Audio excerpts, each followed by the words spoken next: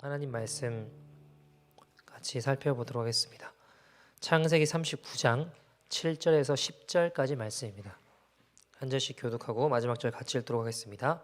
그 후에 그의 주인의 아내가 요셉에게 눈짓하다가 동침하기를 청하니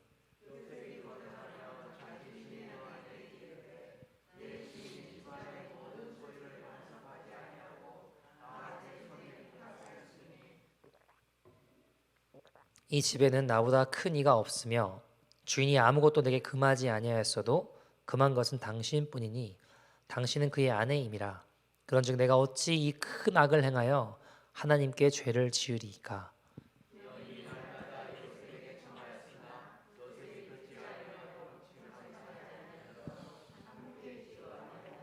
아멘. 하나님의 말씀입니다. 아프리카 한 나라에 어떤 사람이 이제 콜라를 주문했대요.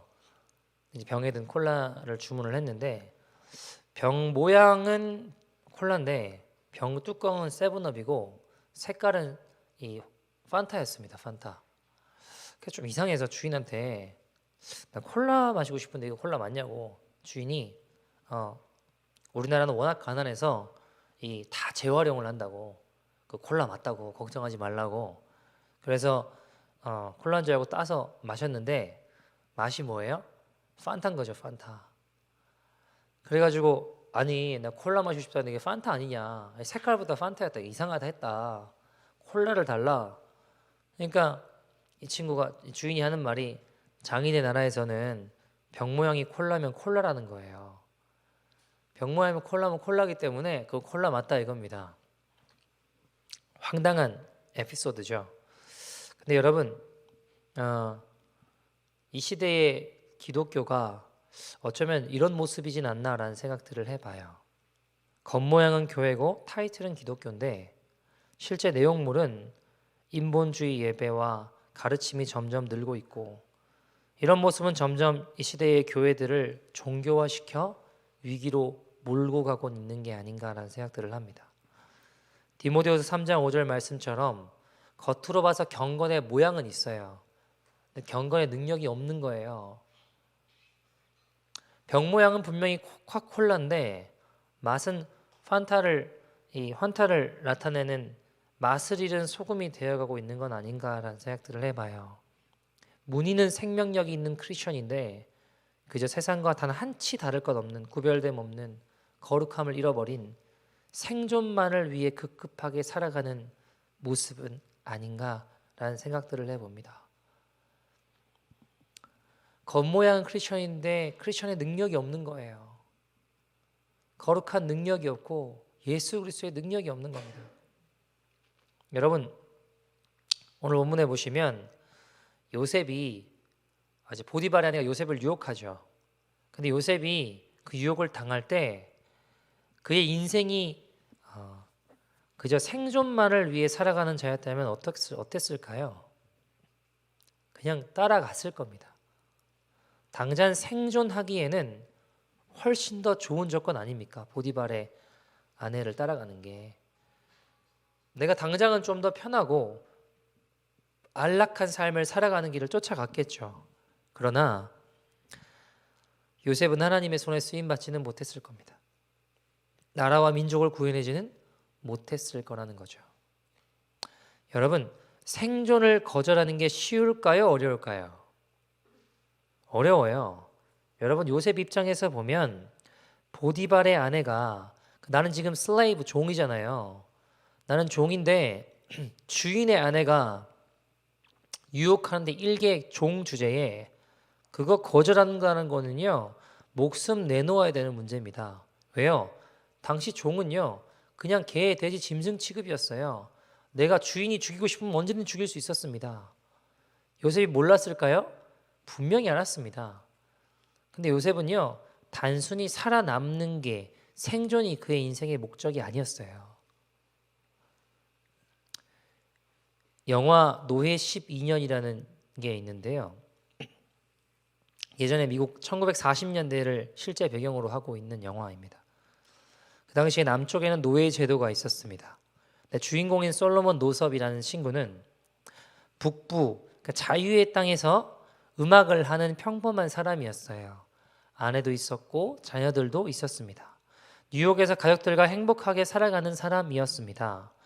그런데 어느 날 좋은 일자리를 주겠다는 말에 꼬임에 빠져 납치가 돼서 남부의 노예로 팔려가게 된 겁니다. 이 사람 똑똑한 사람이었기 때문에 난 노예 아니다 라고 아무리 외쳐보지만 문제는 뭐예요? 그의 신분을 증명할 수 있는 길이 아무것도 가지고 있지 않는 거예요. 그러니까 다른 노예로 잡혀온 사람들과 함께 모진 매질과 고난과 고문을 막 당하죠. 어려운 일을 겪습니다. 남부로 끌려가는 배에 오르게 되고요. 거기서 어떤 이제 백인이 내려와서 배 밑에 있는 흑인들에게 와가지고 어떤 흑인 여자 노예를 겁탈을 해요. 그걸 말리던 흑인이 죽게 됩니다. 칼에 찔려 죽나 아무튼 그렇게 죽게 돼요. 사람들이 두려워하죠. 근데 솔로몬 노섭이 뭐라고 이야기하냐면 흑인들을 설득해요. 우리가 힘을 합치면 이거 다 엎어버릴 수 있다. 싸우자. 아니 저 백인들보다 우리가 지금 한 3배는 많다고. 무장했다고 해도 계획만 잘 세우면 이길 수 있다고. 같이 힘을 합치자. 이렇게 살 수는 없다. I'm not slave. 난 노예가 아니다. 우리 노예 아니다. 아무리 외쳐봤자 문제는 뭐예요? 사람들이 다 어떤 마음일까요? 야, 그저 덤볐다가 더 험한 꼴 당한다. 무섭다. 그냥 밥 주는 대로 먹고 하루하루 살자고. 사람들이 동의하지 않는 거예요. 그냥 이렇게 살자는 겁니다. 근데 솔로몬 노섭이 이런 말을 해요. I don't want to survive. I want to live. 그러니까 나는 살아남는 게 서바이브 하는 걸 원하는 게 아니라고. 나는 살고 싶다고. 무슨 말일까요? 나는 그저 살아남기 위해 사는 게 아니라 생존하려고 사는 게 아니라 생명을 가진 존재답게 살고 싶다 이겁니다. 여러분 오병이어 아시죠? 오병이어. 한 소년이 드렸던 보리떡 5개 물고기 2마리로 보잘것없는 한 소년의 식사를 주님께 드렸더니 주님 그것을 기도하시고 어떤 일이 벌어지죠? 거기 있던 5천 명이 넘는 많은 사람들이 먹고도 12광주리가 남는 놀라운 역사를 보게 되죠. 여러분 내 가진 것을 내 생명을 나누면 주님이 역사하세요. 생존하려고 살아가려면요 사람이 자꾸 어떻게 되냐면 인생을 이 5천 명분을 가지려고만 어떻게든 뭐고 가지려고만 살게 된다고요. 인생이 5천 명분 위에 내가 군림하는 게 목적이 돼요. 그래서 나 이런 사람이야 라는 게 목적이 되고 삶의 이유가 된다고요. 이 참 비참해지는 겁니다. 그러나 생명을 위해 살게 되면요 5천 명을 먹이려고 살게 돼요. 오병이어처럼 내 가진 것이 얼마나 좋으냐, 내 능력이 얼마나 대단하냐 이거 중요하지 않아요. 주님께 드리면 주님이 생명을 위해 사용하십니다. 요셉은 인생의 목적이 서바이브 하는 게 아니었어요. 내 가진 재능, 생명 나누며 가는 곳마다 사람을 살렸습니다. 하나님 사랑하고 이웃을 사랑하는 것이었습니다. 하나님의 영광과 생명을 위해 살아가는 거예요. 여러분, 대단한 일을 하라는 게 아닙니다. 하나님 사랑하는 마음으로 이웃을 섬기고 돕고 내 삶을 나누는 거예요. 제가 며칠 전에 주유소에 기름을 넣으러 왔는데 어떤 한 노숙자가 체인지를 좀 달라 그러더라고요. 근데 저는 이제 원래 돈을 주진 않아요. 뭐 커피를 사주고 먹을 걸 사주고 뭐 어쨌든 돈을 주진 않아요. 왜냐하면 돈 주면 대부분 뭐 술 마시고 마약하더라고요. 그래서 돈을 잘 주진 않는데요. 그래서 미안해 체인지 없다고. 그리고 기름을 넣으면서 이거 넣고 저 친구 데리고 들어가서 맛있는 것도 좀 사주고 예수님 전해야겠다.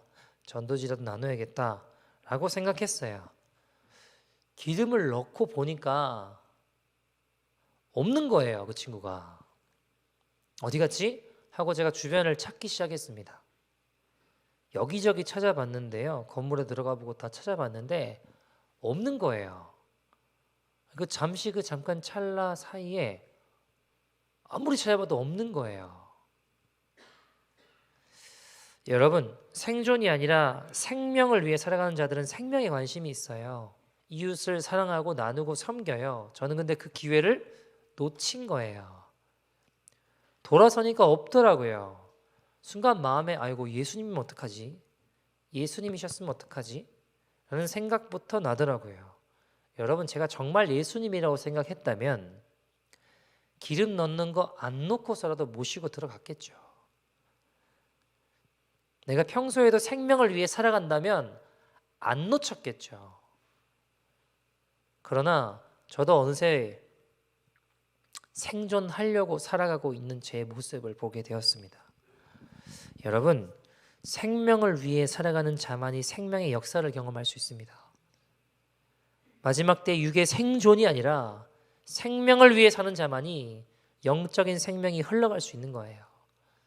여러분, 이 시대의 교회들이 왜 이렇게 손가락질을 받고 어려움을 겪게 되었나요? 환타만만 내고 있는 거예요. 겉모양이 콜라면 콜라 맛을 내야 되는데 겉모양은 교회인데 세상하고 더 이상 구별됨이 없는 겁니다. 거룩에 관심이 없어요. 생명에 관심이 없어요. 그저 점점 생존하는 데만 급급해져 이렇게 된 겁니다. 거기에 온통 정신이 다 빼앗겨가 있으니 갈수록 환타만만 내고 있는 겁니다. 누가 더 이상 죽어간다고 해도 본질에 더 이상 관심이 없어요. 생명에 관심이 없는 겁니다. 여러분, 코로나 되고 교회들이 많이 어려워졌다라고 이야기하죠. 사람들이 자꾸 주니까 막 이런 기가 막힌 이벤트도 많이 하고 이것저것 행사도 많이 해요. 근데 여러분, 그 안에 생명이 없으면 무슨 소용이겠습니까? 그저 생존하는 거예요. 여러분, 이런 태도로는 다가올 마지막 때의 환란을 이길 수가 없습니다. 견딜 수가 없어요. 여러분, 에서 아시죠? 에서. 야곱과 에서 아시죠? 에서가 하나님 주신 장자권을 배고프다고 팥주고 한 것에 팔아먹어요. 야곱한테. 그죠? 근데 여러분, 한번 생각해 봅시다. 이상하지 않아요? 어떻게 하나님의 축복이, 생명이 그저 말 한마디 한다고 남에게 그렇게 넘어갈 수 있냐고요. 여러분, 그건 말 한마디 실수가 아닙니다. 그건 그의 태도와 삶의 방식에 문제가 있는 거예요. 내가 배고파 죽겠는데 그깟 장자권이 무슨 소용이냐 이겁니다. 하나님의 축복이 무슨 소용이냐 이겁니다. 내가 지금 살아남는 게 중요하지. 생존하는 게 중요하지. 하나님 축복, 생명 그저 언제든지 헌신짝처럼 배고프면 바꿔 먹을 수 있는 거예요. 그가 삶을 살아가는 방식에 문제가 있던 겁니다. 그의 삶의 방향과 가치가 드러나는 겁니다. 그래서 하나님의 은혜를 잃어버리게 된 거예요. 그는 그저 생존하려고 살아가는 자였습니다. 여러분, 예수님 오실 날이 다가오면 다가올수록 마지막 때가 되면 될수록 왜 교회들이 무너질까요? 간단합니다. 생명을 위해 사는 게 아니라 생존하기 위해 사는 것을 택했기 때문입니다. 여러분, 생명을 위해 삽시다. 우린 그저 생존하려고 사는 노예 같은 존재들이 아니에요. 저도요, 생존을 생각하면 고민이 많아져요. 쉽지 않더라고요. 살면 살수록 지출이 늘어날까요? 줄어들까요? 지출은 늘어나요. 지금이야 이렇게 살지만 앞으로 또 어떻게 살 수 있을까? 여러분, 생존을 자꾸 걱정하면 답이 없더라고요. 쉽지 않아요. 여러분, 매년 마이너스였어요. 플러스인 적이 없어요. 한 번도. 한 번도 남아 돌아서 나누고 베풀고 섬긴 적이 없습니다. 근데 여러분, 저는 생존을 위해 살아가는 자가 아니잖아요. 예수님 생명을 위해 사는 자잖아요. 그래, 하나님이 내 아버지시다. 그래, 하나님이 내 삶을 인도하신다. 그분이 나를 책임지신다. 왜냐하면 그분이 나의 생명이시니까. 여러분, 어떻게 살아야 될지를 고민하면 생각이 많아져요. 어떻게 생존해야 할 것인가 생각하면 할수록 고민이 커집니다. 그러나 어떻게 죽을지를 고민하면 생각은 단순해집니다. 어떻게 살까 하니까 필요한 것도 많고 하고 싶은 것도 많고 해야 할 것도 너무너무 많더라고요. 그런데 내가 어떻게 죽을까? 내가 어떠한 죽음으로 주님 앞에 설까를 고민하니까 생각이 참 단순해지고 간단해지더라고요. 필요한 게 별로 없더라고요. 영원한 생명을 위해 사는 겁니다. 마지막 때에 생존을 위해 살면 반드시 무너집니다. 그러나 어려워도 생명을 위해 사는 자들이 반드시 승리할 것입니다. 중동에 보면요, 이란 교회 지도자들을 만나 예배를 드리고 대화를 하면 그들의 친교, 우리로 따지면 순모임이겠죠. 이런 대화가 이루어집니다. 뭐 할까요? 이번에 자녀들은 어떻게 됐냐? 뭐 좋은 대학 갔냐? 취업은 잘했냐? 이런 대화 할까요? 그 친구들이? 그 친구들 순모임은요, 감옥에 몇 년 계셨습니까? 자녀들이 몇 명 순교했습니까? 이게 그들의 대화고 나눔이고 친교였습니다. 우리 애가 무슨 대학 갔냐? 거기 직장 연봉 얼마냐?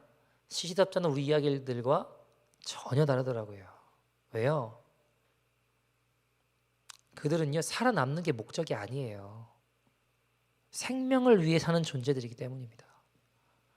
여러분, 제가 뭐 직장도 필요 없고 학교도 필요 없고 다 망해라, 그런 이야기가 아니에요. 그것도 우리 인생을 살면서 고민할 수 있습니다. 삶을 영위하는데 필요할 수 있죠. 그러나 저는 중심의 가치를 이야기하는 겁니다.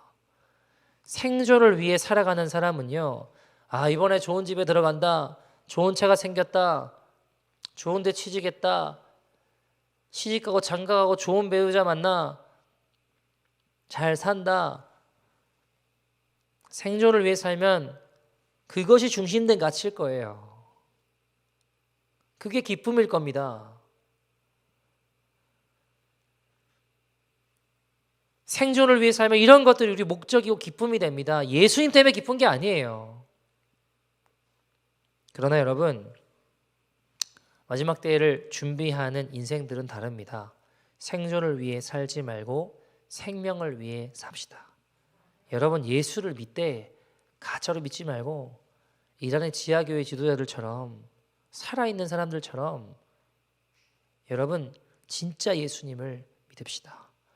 왜냐하면 여러분, 갈수록 주님 오실 날이 그렇게 멀리 많이 남은 것 같진 않아요. 우리가 다가오는 환난의 때를 어떻게 준비할 수 있겠습니까?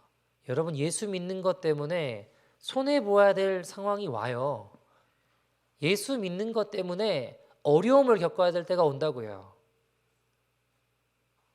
근데 여러분, 그럴 때가 다가올 텐데 그저 생존만을 위해 살아간다면 어떻게 될까요? 생존을 위해 살면 반드시 타협하고 돌아서게 되어 있습니다. 생명으로 살면, 그러나 기쁨으로, 생명을 위해 살면 기쁨으로 그 길 걸어갈 수 있어요.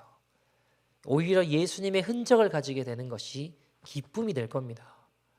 예수 믿기 때문에 당할 수 있는 고난과 역경이요, 오히려 기쁨이 된다고요. 왜요? 생명을 위해 살아가는 예수 그리스도의 생명을 가진 자이기 때문입니다. 제가 모태신앙으로 태어났기 때문에 그냥 뱃속에서부터 교회를 다녔어요. 예수 잘 믿으려고 핍박받아 본 적이 없어요. 왜요? 그냥 당연히 교회 가는 거니까. 오히려 뭐 헌금 주셨는데 1,000원 주셨는데 500원 하드 사 먹다가 걸려서 혼나고 500원 뭐 오락실 갔다가 걸려서 혼나고 예수 안 믿으려고 하다가 고난과 핍박을 당했긴 했지만 예수 잘 믿어야겠다고 어려움 겪어본 적 없어요. 근데 여러분, 이랬던 제 인생에 주님이 다가오셨어요.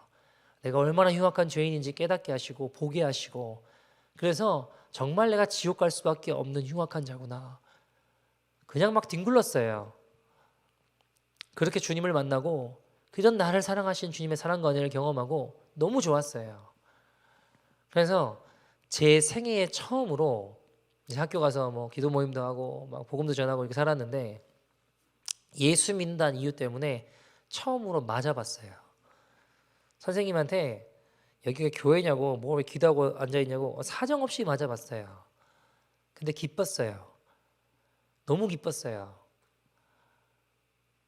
막 눈물이 나더라고요. 너무 기쁘니까. 아파서 눈물 난 게 아니고요. 너무 좋으니까 눈물 나더라고요. 내 삶에 처음으로 예수님 흔적을 가진다고 생각이 되니까. 내가 정말 예수님의 생명으로 살아가는 자라면 오히려 예수님 때문에 당할 수 있는 고난이 기쁘더라고요. 여러분, 사도들은 예수님의 이름을 위하여 환난을 겪는 것을 기쁨으로 여겼습니다. 사도행전 5장 41절에 이렇게 이야기합니다. 같이 읽어볼까요? 시작. 사도들은 그 이름을 위하여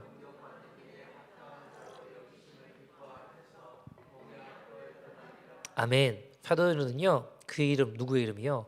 예수님의 이름을 위해서 어려움을 겪는 일에 합당한 자로 여기심을 어떻게 했대요? 기뻐했대요. 내 삶의 바울의 고백처럼 예수님 흔적을 가지니까 이로 나를 더 이상 괴롭게 하지 마라. 내가 예수의 흔적을 가졌노라. 바울 고백하잖아요. 여러분, 오늘 요셉의 고백 보세요. 9절 말씀에 보시면 뭐라고 이야기하냐면 보디발의 아내가 유혹해요.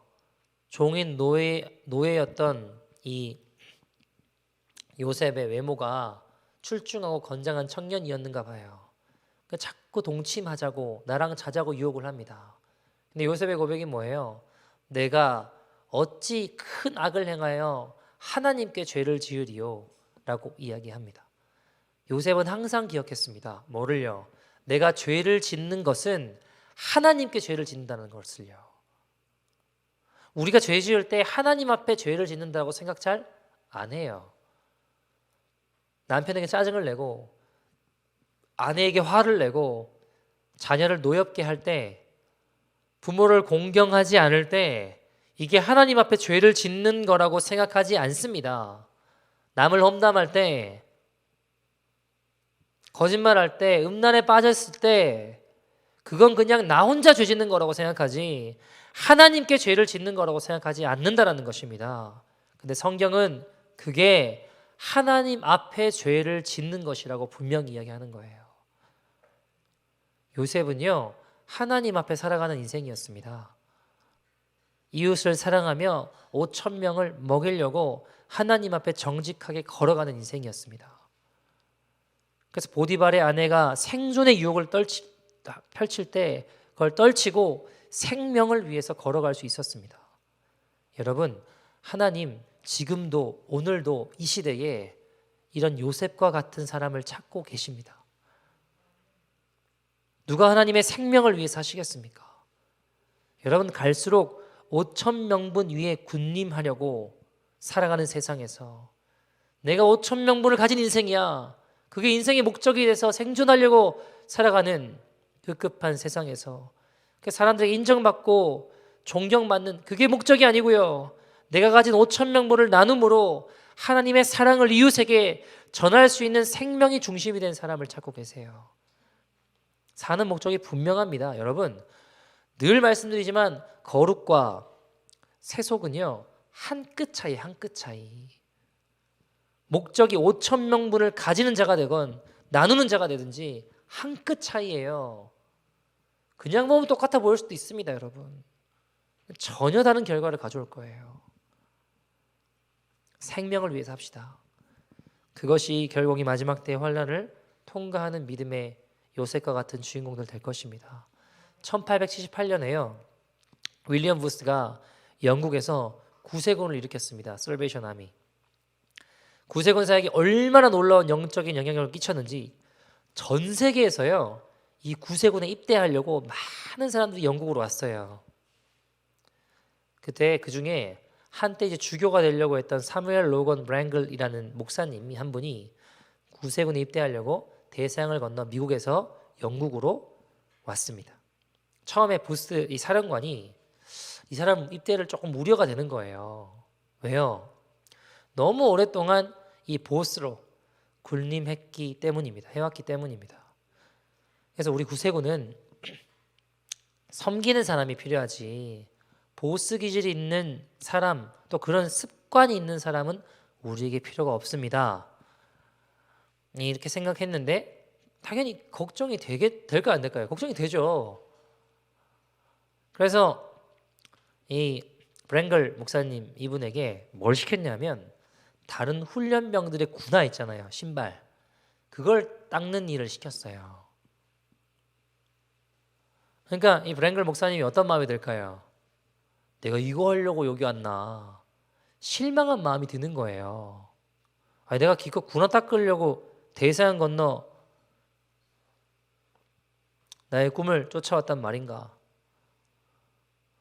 온갖 생각이 다 드는 거죠.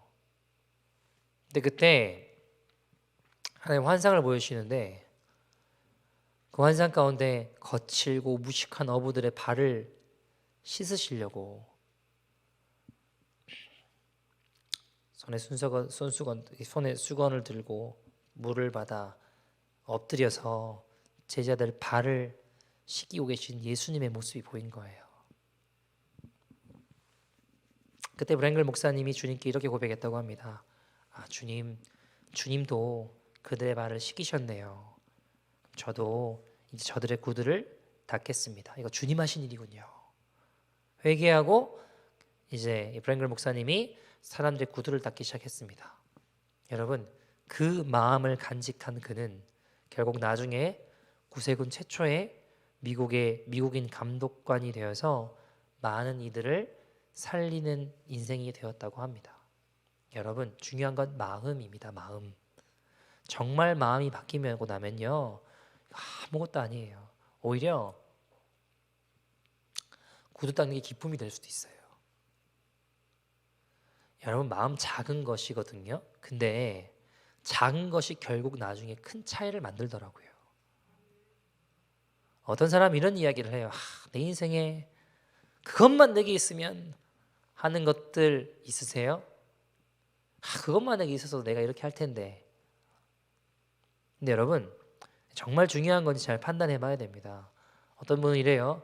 내가 지금보다 인물이 조금만 더 좋았으면 내가 이렇게 뭐 좋았을 텐데. 하지만 여러분, 그 인물 좋으면요 그 인물로 세상 돌아다니고 세상 인기에 취해서 여기 안 계신 분들도 계실 수 있어요.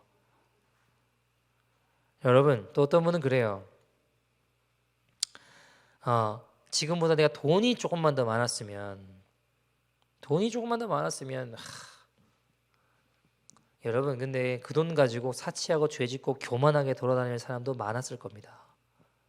또 그 권세 있으면 하지만 그 권세 가지고 남들 압제하고 무시하고 힘들게 하며 여기 안 계실 분들 많이 계실 수 있습니다.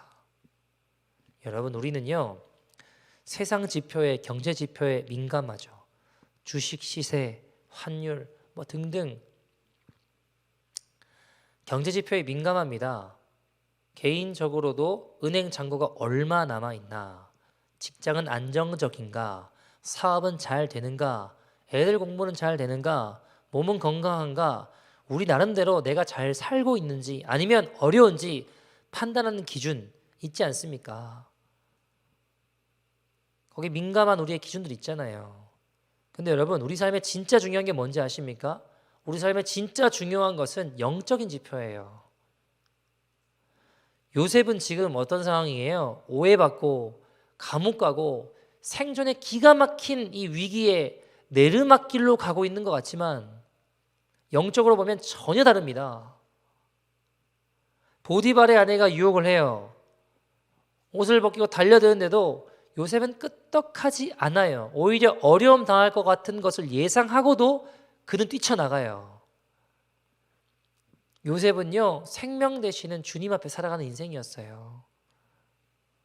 보디발의 아내보다 하나님이 더 크게 보이는 믿음을 가졌기 때문입니다. 여러분, 이런 믿음 아무나 갖는 것 아닙니다. 그럼 요셉은 어떻게 이런 믿음 가질 수 있었을까요? 그는 생존이 아닌 생명을 위해 살아가는 자였기 때문입니다. 강간 미수로 오히려 누명 쓰고 감옥 들어갔죠. 근데 여러분, 요셉이 거기 들어가서도요, 간수장은 물론 죄수들에게도 유익한 존재가 되었습니다. 생명 가지고 가는 곳마다 사람들 살리는 거예요. 감옥의 모든 행정 업무 총괄하는 직책이 되었고요. 나중에 왕의 절대 신임을 받던 술 맡은 관원장 꿈 해몽해 주는 사람 됩니다. 여러분, 꿈 해몽해 주는 게 뭐가 대단한가? 요즘이랑 의미가 전혀 달라요. 옛날에는요, 철학자 중에 철학자고 지혜자 중에 지혜자였습니다. 그러니까 술 맡은 관원장도 대단히 높은 관리인데 요셉은 그들을 죽음에서 살리는 사람이 되었다라는 겁니다. 여러분, 감옥에 있을 때 이미 당시 애굽의 관원들을 상담해주고 지도할 영적인 위치에 이르렀음을 알 수 있습니다. 자, 그 후에 결국 요셉은 국무총리가 돼서 세상을 살리는 도구가 됩니다. 여러분, 하나님 사랑하고 이웃을 사랑하고 살리는 인생이 되는 거예요. 이 점을 주목해야 합니다. 여러분, 고생한다고 다 이렇게 되는 거 아니더라고요. 그래요, 안 그래요? 뭐 고생한다고 계속 원망만 하고 불평하고 그냥 인생 낭비하고 살아가는 인생도 있어요. 세상적으로 보면 기가 막힌 생존의 위협인 내르막길 같아요, 지금 요셉은요. 근데 영적인 지표를 가지고 판단해 보면 요셉은 생명을 가진 지금 상승세를 타고 있는 겁니다. 여러분, 절대로 경제적으로 넉넉하냐 어려우냐 일이 잘 됐냐 안 됐냐 하는 것보다 더 중요한 건 내가 지금 기도의 자리에 있는가, 내 기도는 지금 잘 되고 있는가, 내가 기도를 제대로 하고 있나, 나는 과연 하나님의 말씀 앞에 늘 서 있나, 그게 훨씬 더 중요한 기준입니다. 그게 생명을 가진 자, 살아있는 자라는 것입니다. 새벽 기도하고 철야 기도하고 개인 기도하는 것, 또 기도할 땐 내가 어떤지 하나님의 임재가 믿어지고 바라보아지고 느껴지십니까? 시련이 오고 원인 모를 어려운 일이 닥칠 때 정말 믿음으로 반응하십니까? 하나님께서 해결하셨음을 선언할 수 있습니까? 여러분, 이게 돈보다 중요한 것들이 이미 믿어지십니까? 여러분, 하나님은 우리를요 그저 사단에게 속아 그저 생존을 위해 살아가는 비참한 존재로 지으신 적이 없습니다. 여러분, 하나뿐인 아들을 내어주셨는데, 아들 생명 주셨는데 죽을 때까지 생존에 급급하게 살아가게 하시려고 지으셨겠습니까? 하나님께서 하나뿐인 아들 예수님을 십자가에 못 박혀 죽이시면서까지 나를 살리셨는데, 예수님 자리로 지어주셨는데 생존이 우리의 목적이 되어서 되겠습니까? 여러분, 내가 생명을 위해 나의 삶을 드릴 때 주님이 일하십니다. 사랑하는 여러분, 저는요 막 엄청난 일을 해내라 이루어내라 그런 거 아니에요. 크고 대단한 일 안 하셔도 돼요. 그저 내 삶에 주어진 생명을 위해 나눌 수 있는 작은 일에 내 생명을 나누십시오. 주님이 한 소년이 드렸던 작은 한 끼의 식사로 5,000명을 먹이십니다. 중요한 건 내가 움켜쥐느냐 드리느냐예요.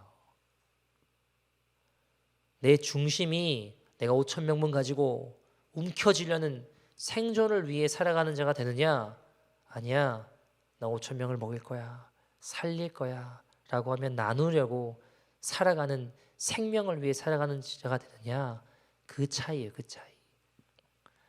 여러분, 혹시 아직도 이 말씀이 다른 사람을 위한 말씀으로 들리십니까?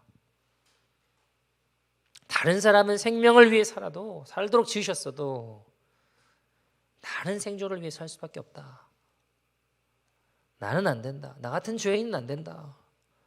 다른 사람은 몰라도 내가 얼마나 하자가 많은데, 내가 얼마나 부족한 게 많은데 나같이 버림받은 인생은 안 된다. 그런 생각 드십니까? 제 멘토였던 박보영 목사님이 안성에서 13년이라는 시간을 고난의 세월을 보내시며 그 고난의 터널이 끝나갈 무렵에 이런 일이 있으셨어요. 목사님 의사셨잖아요, 의사. 근데 아랫배가 너무 아프고 각혈을 하고 막 하혈을 하고 해가지고 간 쪽을 이렇게 만져보니까 갈비뼈 밑쪽에 간이 이렇게 뭔가 내려와 있더래요. 그 말은 간이 굳어 있고 부어 있다는 이야기인데 본인 스스로도 야 내가 죽어가고 있구나라는 게 깨달아지더래요. 근데 어떤 생각이 머무셨냐면 아 그래 나는 죄가 너무 많아서 여기까지인가 보다 생각을 하시고 산에 올라가서 기도를 하시려고 기도하다가 이제 나 주님 앞에 가야겠다. 교회의 유일한 그냥 뭐죠 이렇게 노숙자 그러니까 소년원 나온 애들 말고 그 유일한 성도가 짜장면 집 하는 성도님들이셨거든요. 그분한테 이제 부탁을 했대요. 나 자기 산에 좀 올려다 달라고. 기도하다 죽겠다고. 그러니까 이분들이 막 울면서 와가지고 그러더래요. 우리 이제 그러면 목사님 그렇게 말씀하면 예수 안 믿겠다고. 우리 그렇게 목사님 통해서 예수님 믿게 되었고 여기까지 왔는데 예수 믿는 끝이 그거라면 예수 안 믿겠다고. 왜 그러시냐고. 안 된다고. 우리 소원 딱 하나인데 그것만 좀 들어달라고. 그게 뭐냐 그러니까 우리랑 병원 가시자고. 그러니까 이분들이 목사님 모시고 수원에 있는 아주대학 병원에 갔어요. 그 부부는 밖에서 기다리고 목사님 차례가 돼서 들어가셨죠. 어디가 아프시냐 증상을 쭉 설명하고 의사가 이렇게 딱딱딱 만져보니까 어떻게 몸을 이 지경이 되도록 내버려 뒀냐고. 어떻게 몸이 이 지경이 되도록 내버려 뒀냐고 그러시더래요. 왜 몸을 이렇게까지 망가뜨려 놓았냐고 그러시더래요. 그 이야기를 듣고 목사님이 지금까지 살아온 이야기를 하나씩 쭉 하시더래요. 그러니까 내가 만난 하나님 간증을 이제 쭉 하신 거죠. 내가 원래 의사였고 난 이렇게 살았고 내가 주님을 만났다. 하나님 나를 고쳐주셨고 근데 그때부터 버려진 사람들과 함께 내가 이렇게 걸어왔다. 근데 그 중에 하나님 사랑하는 아이들도 있지만 대부분 보면 아이들 변화도 안 되고 그러니까 너무너무 힘들다고. 내가 아무리 어떻게 해도 변화되지 않는다고. 나는 해도 안 되는가 보다고. 그때까지만 해도 목사님이 본인이 지은 죄가 너무 많아서 나는 안 되는가 보다. 하나님께 버림받았고 난 여기까지인가 보다. 이제 주님 앞에 서는구나. 죽을 병에 걸린 거구나. 간경화 말기였대요. 이지경이니 나는 이제 주님 앞에 가는 거구나. 자포자기를 한 상황이 되었죠. 근데 그 의사가 목사님 이야기를 한참 듣더니 그런 이야기를 해요. 목사님 저는 예수 믿는 사람 아닙니다. 그런데 가만히 목사님을 보니까 목사님 하나님이 함께 하시는 분 같다고. 아니 목사님도 의사셨으니까 아시지 않냐고. 인격 장애를 가진 아이들이 돌아오는 건 불가능한데 그래도 종종 아이들이 돌아오는 열매들을 보고 계시니까 목사님 분명히 하나님 함께 하시는 사람 아니냐. 안 믿는 의사가 그 이야기를 하는데 갑자기 목사님이 망치로 머리를 한 대 콱 맞은 것 같은 깨달음이 오시더래요. 그리고 그게 하나님 음성으로 들리더래요. 그래 지금까지 하나님 나와 함께 하셨는데 나 왜 버림받았다고 생각했지. 하나님이 나를 여기까지 인도해 주셨는데 나는 왜 이렇게 여기서 주저앉아 있지. 나 같은 사람을 통해서도 주님이 역사하시는구나. 나 같은 인생의 삶을 들여도 주님이 생명의 역사를 일으키시는구나. 아이들을 살리시는구나. 나와 함께 하시는구나. 그런데 그렇게 눈물이 나시더래요. 주님 죄송해요. 근데 갑자기 의사 옆에 누가 서 있더래요. 형상은 있는데 형체는 모르겠더래요. 갑자기 코 끝에 박하향 같은 시원한 후 부는 것 같은 그런 향기가 느껴지면서 머리끝부터 발까지 한 10초간 시원해지더랍니다. 계속 울고 있는데 여러분 의사 눈에 보일까요 안 보일까요? 안 보여요. 그러니까 뭐 박하향 같은 거라든가 옆에 서 있는 분은 목사님만 보이는 거예요 지금.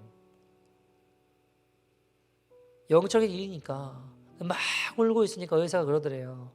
이제 곧 죽을까 봐 두려워서 그러는 줄 알고 괜찮다고, 사람 누구나 가는 거 아니겠냐고, 의사셨으니까 많이 보지 않았냐고, 힘내시라고 막 그러더래요. 의사가. 옆에 초음파실 직접 검사해 보자고, 옆에 초음파실에 누워서 검사를 하는데 목사님 그때까지 아무것도 모르셨어요. 그냥 주님이 나와 함께 하셨구나 하고 막 감격스러우셔서 막 울고 계시고, 그 젤 같은 거 바르잖아요. 이렇게 젤 발라서 이렇게 검사하잖아요. 초음파 그 기사분한테 엉망일 겁니다 그러셨대요. 초음파 그 하는 기사가 이제 쭉 뭐 이렇게 하더니 정상입니다 가세요 그러더래요. 아무 일 없습니다 그러더래요. 목사님이 너무 충격을 받으셨대요.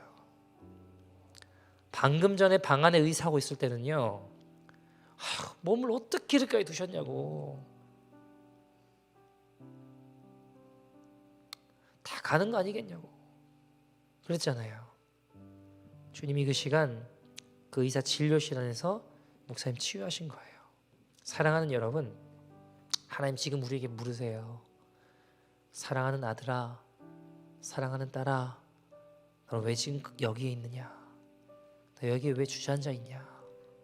너는 왜 버림받고 안 된다고 생각하냐? 동일하게 주님 다 끝나버렸다고 여기는 우리에게 말씀하세요. 내가 너와 함께 있다. 두려워 말라. 내가 너와 함께 함이라. 놀라지 말라. 나는 내 하나님이 됨이라. 내가 너를 굳세게 하리라. 너를 도와주리라. 참으로 나의 의로운 오른손으로 너를 붙들리라. 네 생명을 나눌 때 내가 역사할 거야. 사랑하는 여러분, 목사님이 생존을 위해 살았다면 그냥 다시 의사 가운 입고 나이트 좀 띄면 돼요. 다시 옛날처럼 살면 돼요. 그러나 그 길 버리고 생명 위에 자신의 인생을 아이들 위해 나눌 때 주님이 역사하셨습니다. 여러분, 목사님이 죽어가는 위기 가운데 하나님 원망했죠? 자존심 내세우면서 뭐냐 이게, 그러지 않으셨어요. 원망 불평 아니었습니다. 지금까지 인도해 주신 은혜에 감사했어요. 그때 주님이 치유하셨습니다. 여러분, 예수님이 기적이고 예수님이 능력이세요. 예수님이 기적과 능력의 주체십니다. 내 능력이 중요한 게 아니에요, 여러분. 여러분, 목사님이 정말 기뻐하시는 게요, 나은 것도 있지만 이런 나와 주님이 함께 하신다, 그것 때문에 진짜 기쁘신 거 아닙니까? 나 같은 자 버림받아도 마땅한데 나 같은 자와 함께 하시는구나, 그게 진짜 기쁜 거 아니에요? 그 주님이 우리와 함께 하시고 예수님 이렇게 말씀하십니다. 요한복음 14장 6절, 내가 곧 길이요 진리요 뭐라고 하시죠? 생명이다. 생명. 예수님이 생명이 되십니다. 그 생명을 위해 우리 삶을 좀 나누지 않으시겠습니까? 아이고, 내가 좀 이렇게 되면 그렇게 할 텐데 라는 사단의 속임수에 속지 마십시오. 지금 못하면 앞으로도 못합니다. 지금 나의 삶의 영역에 조그만한 보리떡 5개, 물고기 2마리 나눌 때 주님 생명으로 역사하십니다. 같이 한번 기도할 텐데, 사랑하는 여러분, 생존을 위해 어떻게 살아야 되나 고민하면요, 머리가 터져나갈 것 같아요. 그러나 주님을 위해 어떻게 죽을 것인가를 생각하면 생각은 단순해집니다. 생명을 위해 어떻게 죽을 것인지를 고민하십시다. 여러분, 저도 잘 안 되고 이번 주에도 예수님 놓치고 실패했지만 다시 일어나 생명 되신 예수님 붙잡습니다. 하나님, 요셉처럼 그저 생존이 아니라 생명을 위해 살아가는 믿음의 인생이 되게 하여 주시옵소서. 나의 실패, 나의 연약함, 나의 죄악을 보며 회개케 하여 주시고, 나는 안 된다고 끝났다고 여기는 사단의 속임수에서, 속삭임에서 벗어나 함께 하시는 주님을 보게 하여 주시옵소서. 주님, 나의 생각, 나의 가치관을 변화시켜 주시고 하나님 생명을 위해 살아갈 수 있는 거룩한 믿음의 인생 될 수 있도록 인도하여 주시옵소서. 다 같이 주의 이름 부르고 동성으로 기도하겠습니다. 주여.